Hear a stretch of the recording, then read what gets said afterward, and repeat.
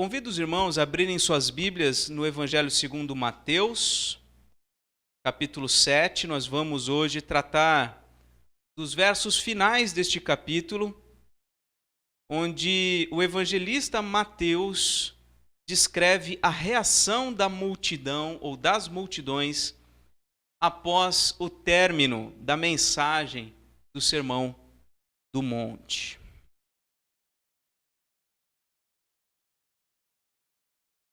Diz assim a palavra do Senhor em Mateus capítulo 7, versículos 28 e 29. Quando Jesus acabou de proferir estas palavras, estavam as multidões maravilhadas da sua doutrina ou do seu ensino, porque ele as ensinava como quem tem autoridade e não como os escribas. Vamos orar? Senhor Deus, estamos diante da Tua gloriosa presença para cultuar ao Senhor. E é parte do culto a Ti o momento em que ouvimos a Tua voz pela pregação da Tua palavra. Ó Deus bendito, que as palavras do Senhor possam, ó Deus, não só ser compreendidas pelas nossas mentes, mas também possam transformar o nosso coração e a nossa vida como um todo. Muitas vezes nos encontramos dispersos, desatentos para a Tua palavra, mas o nosso pedido, Senhor, é que o Teu Espírito nos ajude a amar a Tua palavra e amar ao Senhor. Foi quem inspirou essa palavra. Abra o nosso coração, nossa mente e produz, ó Deus, em nossas vidas o fruto que o Senhor deseja, Pai. Abençoa-nos, oramos e agradecemos em nome de Jesus. Amém. Quando nós ouvimos alguém com uma excelente retórica, uma excelente capacidade oratória, nós ficamos admirados. É muito bom ouvir professores, palestrantes, que não só evidenciam muito conhecimento daquilo que eles estão falando, mas também conseguem nos cativar, conseguem produzir como que um magnetismo, nos atraindo para aquela mensagem. Você já deve ter se encantado com algum professor, alguma professora na sua vida.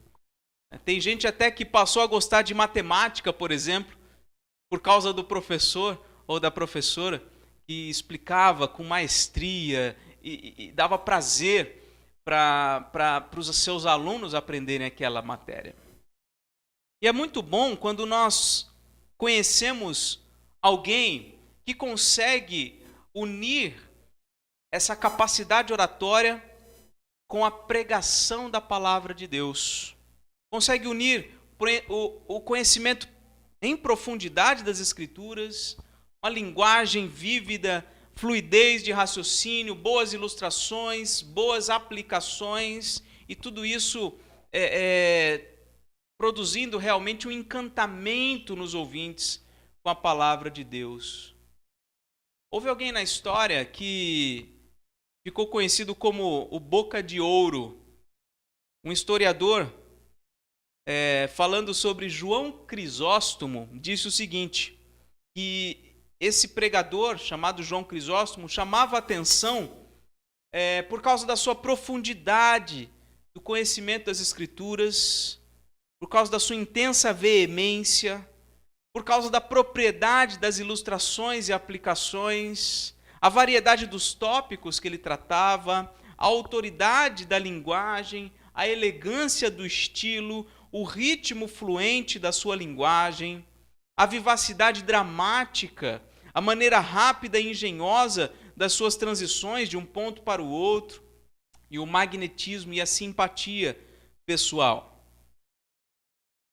Mas, apesar de tantas virtudes, como pregador, na pessoa de João Crisóstomo, a sua função era apontar para alguém muito superior a ele, não só nas virtudes relativas à oratória, mas alguém que era superior a ele em todas as coisas, porque é alguém que é a própria verdade, alguém que é a própria luz, como João Batista. O apóstolo João disse que João Batista não era a luz, mas veio para testificar a respeito da luz. Foi esse João Batista que disse: eu não sou nada, importa que eu diminua, mas que ele cresça, porque ele é o Cordeiro de Deus que tira o pecado do mundo. Grande parte do ministério de Cristo foi ensinar e pregar. Muitas vezes as pessoas se encantam, e devem se encantar mesmo, com os muitos milagres que ele realizou. Mas os milagres só tinham um sentido por causa da mensagem que ele pregava. E o sermão que Jesus pregou na montanha, que é o Sermão do Monte, ficou para a história como um dos maiores e mais belos discursos da humanidade. Não só cristãos reconhecem isto, mas pessoas de todas as religiões, pessoas que não têm religião alguma, quando leem o Sermão do Monte, ficam encantadas, admiradas com tudo o que ele disse. Nós começamos a pregar, eu comecei a pregar no Sermão do Monte expositivamente em março deste ano, um pouco antes de começar o isolamento. E viemos a terminar na semana passada, no versículo 27, termina as palavras de Jesus. E hoje nós vamos então tratar dos últimos versos deste capítulo, como que é uma nota histórica, né, do que aconteceu, ou do impacto que causou nos ouvintes aquela mensagem de Jesus. E os versos 28 e 29, eles fazem mais do que nos informar a respeito da admiração nas multidões. Esses versos apontam para Jesus como o grande profeta enviado por Deus para nos ensinar com autoridade. O grande profeta enviado por Deus para nos ensinar com autoridade. E a primeira coisa que nós vamos ver, a partir do versículo 28, é que as multidões estavam maravilhadas do seu ensino, da sua doutrina, após o seu discurso. O primeiro ponto é este: Cristo é o grande profeta que nos traz um ensino maravilhoso. Cristo é o grande profeta que nos traz um ensino maravilhoso. Versículo 28. Quando Jesus acabou de proferir estas palavras, estavam as multidões maravilhadas da sua doutrina. E sobre o que Jesus falou no Sermão do Monte? Ele falou sobre o reino dos céus e sobre tudo que está envolvido no reino dos céus. Jesus falou sobre o que é ser discípulo dele, sobre o que é ser um cidadão verdadeiro do reino dos céus, quando ele nos falou sobre as bem-aventuranças. Bem-aventurados os humildes de espírito, os mansos, os que choram, os que têm fome e sede de justiça, os misericordiosos, os pacificadores, os que são limpos de coração, os perseguidos por causa da justiça.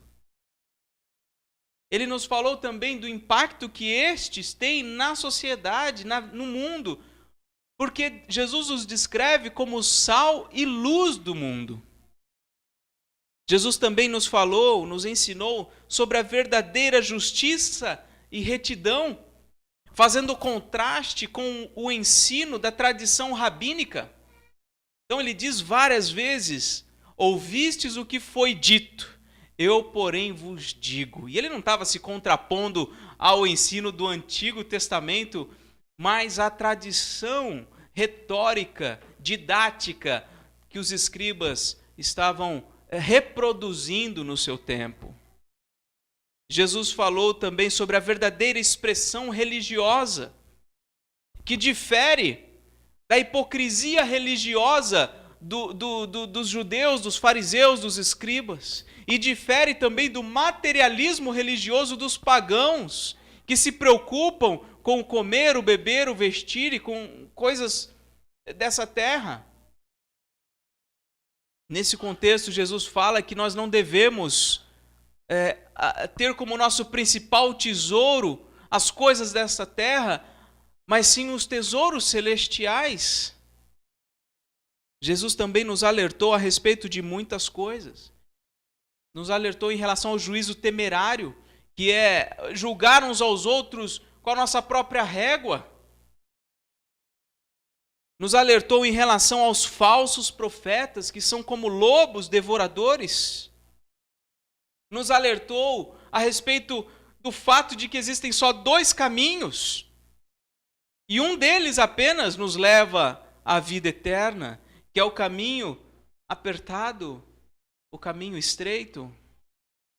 Ele também nos ensinou a edificar a nossa vida sobre a rocha, para que quando vierem as calamidades nós não sejamos destruídos. E como fazer isto? Obedecendo a sua palavra.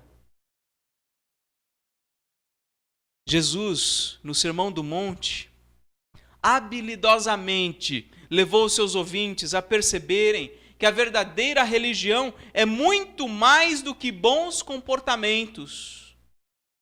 A verdadeira religião é fruto de uma transformação radical do coração, que se recusa a amar a si mesmo e as coisas deste mundo e passa a amar a Deus sobre todas as coisas e desejar agradá-lo com o seu viver. Jesus habilidosamente provou que as suas palavras são a verdadeira continuidade e progressão do Antigo Testamento e não a tradição rabínica judaica. Ele comprovou que a sua interpretação da lei é a interpretação verdadeira, porque faz jus ao propósito de Deus em transformar os homens de dentro para fora e não de fora para dentro. Jesus habilidosamente expôs os contrastes entre a religião judaica e o reino dos céus, e entre o ateísmo pagão, a religião pagã e o reino dos céus. E com isso, ele convidou todos os seus ouvintes a optarem pelo caminho que leva ao reino dos céus, que é estreito, é pouco popular, mas é o único que leva à vida eterna. Jesus habilidosamente também apresenta a todos uma contracultura. O Sermão do Monte é uma mensagem que nos convida a uma contracultura, que é a cultura do reino dos céus. Somos chamados a aceitar as condições de paz do Senhor, como um soberano que diz, olha, ou vocês se submetem às minhas leis, ou vocês serão destruídos.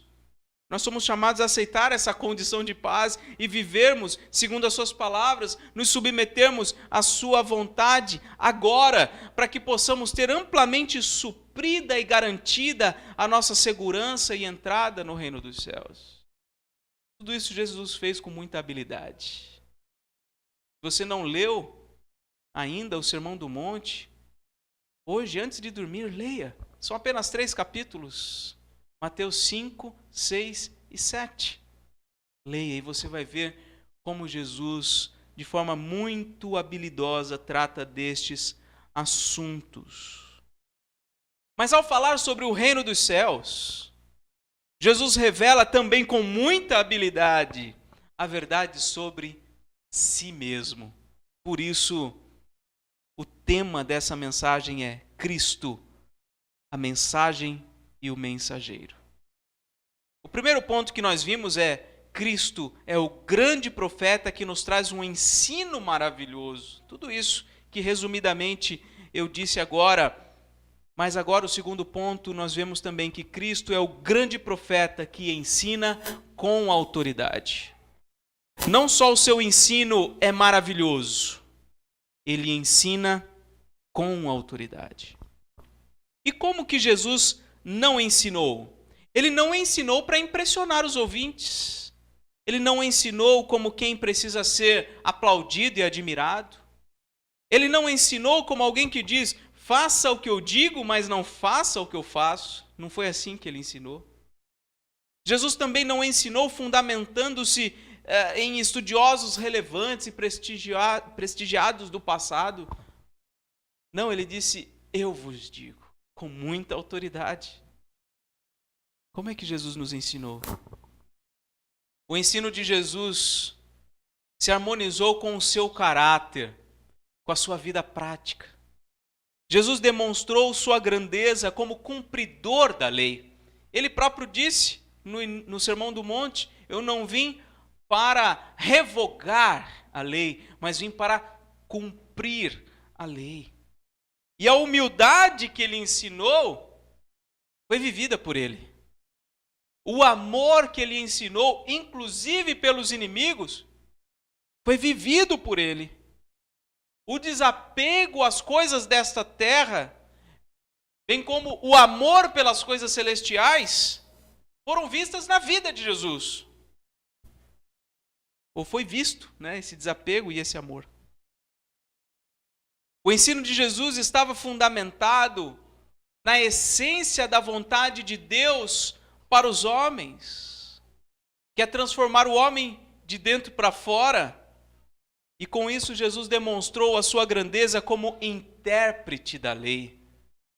E vem nos revelar realmente o espírito, a motivação, o intuito da lei.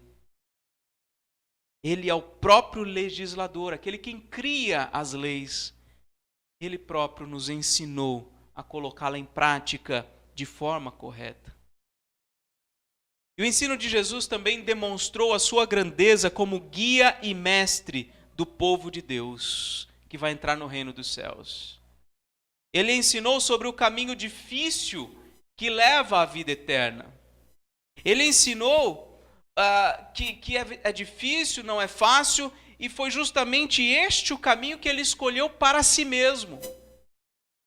Foi o caminho pelo qual ele passou para se tornar finalmente o caminho, o único caminho para todos os filhos de Deus. Portanto, a mensagem do Sermão do Monte é sobre o mensageiro. O Sermão do Monte não só revela a vontade de Deus para nós, mas revela aquele que cumpre cabalmente todas estas coisas, que tem o seu caráter santificado, tem a sua vida toda consagrada ao Pai. O Sermão do Monte é sobre o reino dos céus e, mais especificamente, sobre o rei deste reino. Jesus pregou sobre si mesmo com autoridade. Ele apontou para si mesmo como um cumpridor da lei, como um intérprete da lei, como o guia do povo de Deus. O Sermão do Monte não serviu somente para transmitir bons princípios éticos. O Sermão do Monte serviu para nos comunicar a respeito de Cristo, o Filho de Deus, santo e perfeito em todo o seu ser, que pode e de fato transforma radicalmente todos os que por ele se aproximam de Deus, tornando-os verdadeiros discípulos seus e cidadãos do reino dos céus. O Sermão do Monte não é apenas o maior e mais belo sermão já pregado no mundo. O Sermão do Monte revela o maior e mais belo pregador que já passou por este mundo. E eu concluo aqui com algumas aplicações. Primeira, talvez você tenha se encantado com os ensinamentos éticos de Jesus no Sermão do Monte, assim como as multidões naquele dia. Mas sem ter em você o amor pelo pregador desses ensinamentos. Não adianta nada se admirar, se encantar com a mensagem de Jesus, com as palavras de Jesus, sem amar a Jesus. Sem o amor por Jesus, você estará bem longe do caminho, bem longe da verdade. Talvez você tenha muito apreço, segunda coisa, né? Talvez você tenha muito apreço por diversos pregadores, mas você deve se atentar muito bem para quem estes pregadores estão apontando, chamando a sua atenção. Muitos deles estão chamando a atenção dos seus ouvintes para ideologias, ou talvez para si mesmo. O pregador fiel da palavra sempre buscará levar os ouvintes a contemplar a Cristo em toda a sua glória, para que, crendo nele, tenham vida em seu nome. É isto que faz um pregador da palavra, apontar para Cristo como o único caminho. Então, além de você ter amor por Jesus, além de você se atentar para os pregadores, para ver se eles estão realmente apontando para Jesus e te aproximando de Jesus, você deve, por fim, devotar toda a sua atenção às palavras de Cristo. Deve se esforçar para entender em profundidade as palavras de Cristo.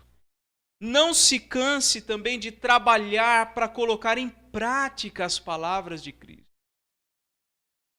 Porque só as palavras de Cristo te conduzirão à renúncia de uma vida centrada em si mesmo e a um redirecionamento radical para Deus e o seu reino. Nós terminamos a série de mensagens no Sermão do Monte na semana passada, foram 25 mensagens e hoje chegamos a essa conclusão de que não só as palavras em si são importantes para a nossa vida, e de fato são, mas é a aproximação e o amor a quem proferiu estas palavras que vai fazer toda a diferença na nossa vida. Que nós possamos nos maravilhar com o ensinamento de Jesus, possamos nos maravilhar com a autoridade como Ele nos ensina, mas tudo isso também deve nos levar a um apreço e amor pelo próprio Senhor Jesus Cristo. Há uma canção antiga que eu tenho refletido muito sobre ela, e eu creio que faz todo sentido com o Sermão do Monte. Se você vir a introdução do Sermão do Monte, está escrito que Jesus viu as multidões, subiu ao monte, se assentou, seus discípulos ali se aproximaram e ele passou a ensiná-los. E essa canção diz assim: ensina-me a amar, mesmo quando só há ódio ao meu redor. Ensina-me a dar, mesmo quando não há nada a receber. Ensina-me a aceitar tudo o que tens preparado para mim, confiando que tudo está nas tuas mãos e que tudo vem de ti, Jesus. Ensina-me a adorar, mesmo quando há pranto em meu coração.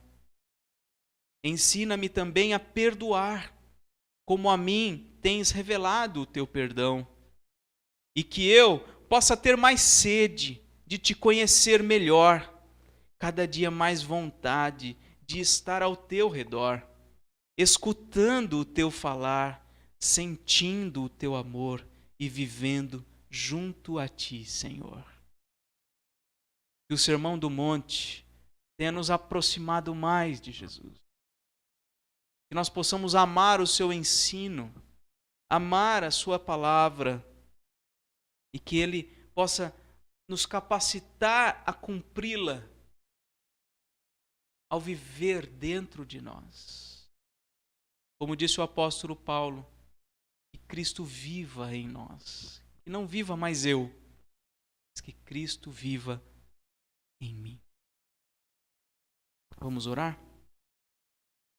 Ó Deus bendito, te damos graças pela tua palavra, proferida por Jesus naquela montanha, registrada por Mateus e trazida agora aos nossos corações pelo teu Espírito. Ó Senhor, se fizermos uma análise criteriosa da nossa vida, nós veremos que estamos muito distantes desse padrão de caráter revelado no Sermão do Monte. E nós precisamos, ó Deus, do teu perdão e da tua misericórdia. Que a vida de Cristo seja impressa nas nossas vidas, que nós sejamos transformados de glória em glória cada dia mais, sejamos transformados à imagem de Jesus. Que nós possamos ter mais sede de te conhecer melhor, e cada dia mais vontade de estar ao teu redor, ouvindo o teu falar, sentindo o teu amor e vivendo junto a ti, Senhor. Ó Deus, obrigado, porque podemos ter comunhão contigo. E nessa relação, nós somos ricamente beneficiados, até mesmo quando disciplinados, porque o Senhor nos ama, porque o Senhor nos quer muito bem, quer nos levar, ainda que com dificuldades, ainda que com muitas dores neste caminho, quer nos levar ao céu, onde habitaremos contigo para todo sempre. Obrigado por este momento, Senhor, de culto. Oramos e agradecemos em nome de Jesus. Amém.